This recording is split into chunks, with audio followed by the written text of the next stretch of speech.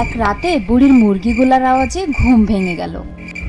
এই ধর ধর, আবার আমার মুরগি নিয়ে পালিয়ে গেল। ধূর্ত শিয়ালকে ধরতেই পারছি নে।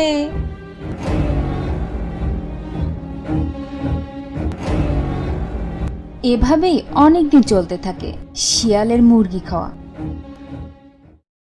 অসহায় বুড়ি খামার ঘরের সকল ছিদ্র ভালো করে ঢেকে দেয়, যেন শিয়াল আর ঢুকতেই না পারে। এরপর রাত আসলো, কিন্তু না, কোনো কাজই হয় না। শিয়াল এভাবেই প্রতিদিনই মুরগি খেয়েই যাচ্ছে। একদিন বুড়ির মাথায় একটা বুদ্ধি এলো। এভাবে তো আর হয় না, আমাকে কিছু একটা বুদ্ধি বের করতেই হবে।